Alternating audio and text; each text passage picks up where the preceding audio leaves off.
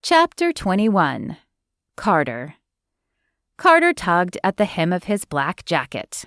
It was weird how this was nearly the same suit he'd worn for Jefferson's wedding, and it hadn't been uncomfortable then, but now it felt stiff and stifling. "Thanks for coming with me, man," he said to Jefferson as they walked into the church. "I don't think I could have done this alone." Jefferson offered a sad smile. "I'm happy to be here for you, but I'm sorry that it's such a somber occasion." As they filed down the aisle, Carter glanced around. It had been ages since he'd been in a church for anything other than a wedding, and he was surprised that it seemed so normal. There was nothing strange and glaring on the walls. They were a soft cream color. Nor were the seats extraordinary. They were cookie-cutter chairs all clad in a light gray fabric. Other than the few stained glass windows on either side and the giant cross at the front, this room could have been any sort of meeting room. Well, minus the large black casket and picture of Jay that sat prominently at the front as well. Carter wondered if Jay's family was religious at all. Having never been to a funeral before, he wondered if they always took place in a church, regardless of the person's religious status. Was that done simply because of tradition? Or was there something in the finality of death that made people seek a refuge like a church? Then his thoughts flew to Noah. Was his family holding a funeral as well? He hadn't been as close to Noah, so he wasn't surprised he hadn't received an invitation. But shouldn't there be an announcement in the paper or something? Even though he wasn't as close to Noah, a part of him still felt like he should be at the man's funeral. Guilt, perhaps? That feeling of guilt that he had lived when his friends had died and that he should have died as well. Carter took a deep breath as he turned into a row and took a seat. He wanted to ask Jefferson about Jay and Noah's eternal fate, but he was honestly a little scared of the answer. "Was your friend a believer?" Jefferson asked as he sat down. Carter blinked in surprise. Was Jefferson reading his mind, or was it a natural question? "I don't know. We never talked about it. But I can say he wasn't like you. He was definitely more like me." Jefferson nodded. "I'm sorry to hear that. Funerals are always hard, but it's so much harder if you don't know that you'll see the person you lost in heaven again one day. I think that's why God commissioned us to share the word. He doesn't want to lose anyone either. And what could be greater than the fate of a person's soul for eternity?" Eternity. Carter had never really thought about eternity. He'd honestly never really thought about life much in the future either. But suddenly, Jefferson's continual talking of God made more sense.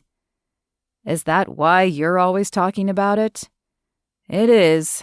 Believe me, I have never been perfect.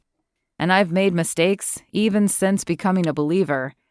But when I finally let God have the controls, it became clear to me that my most important goal was to share God's love with all I could. Maybe they don't listen to me, but every word plants a seed, and hopefully one day it will be watered enough to sprout and grow."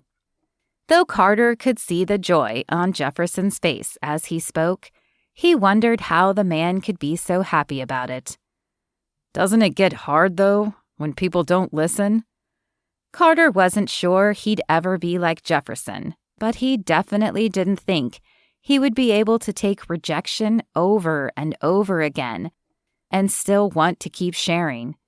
"It does, but I have to remember that it's not my job to win them all. It's simply my job to share. God takes care of the rest.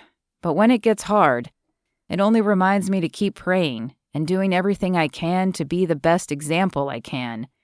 Sometimes actions speak a lot louder than words." Carter chuffed softly at that. It had certainly taken actions to get his attention, and he realized it was also Jefferson's actions that had spoken to Carter after learning of April's pregnancy, and then again of the plane crash. It had been his calm demeanor and his uplifting words that had made him the person Carter wanted to seek out when his world was thrown upside down. I think I'm going to need a lot of help in that area. I've fought God for a long time. Jefferson smiled. That's okay. God isn't afraid of that. And believe me, He can make drastic changes in people in a very short time. I prayed with April the other day. It was just over lunch, and it felt weird, but I did it. That's a start. I know we have a game on Sunday, but why don't you guys come to Saturday church with us this weekend? It's a little bit different, but I think you'd enjoy it. It will also give you an opportunity to meet other people who can help you, and also some who might be in your same position. I'll think about it. Church still felt a little overwhelming to Carter, though he couldn't really articulate why. Was it just the sheer number of people who were everything he'd thought he would never be? Was it the fear that he would lose himself if he fully allowed himself to be immersed in the life? Or was there something more? Before the conversation could continue any longer, the preacher took the stage and began the funeral. He spoke about Jay and his life, but it was all surface events.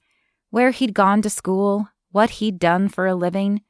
There was nothing deeper, no people he'd helped, no mention of donating time or money. As the man spoke, Carter realized if he had died, his funeral would sound very similar. There was nothing in his past to speak highly about other than his football career. He hadn't been a great son. He couldn't remember the last time he'd shared a real conversation with his father. Nor had he been a great brother. He visited his sister around the holidays when he could, but their relationship wasn't close either.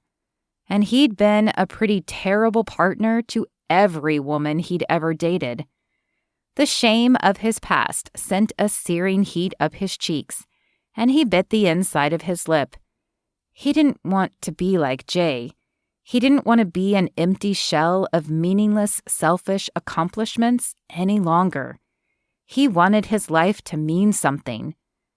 There was no strike of lightning, no thundering voice from heaven, but in that moment, Carter knew he would never be the same.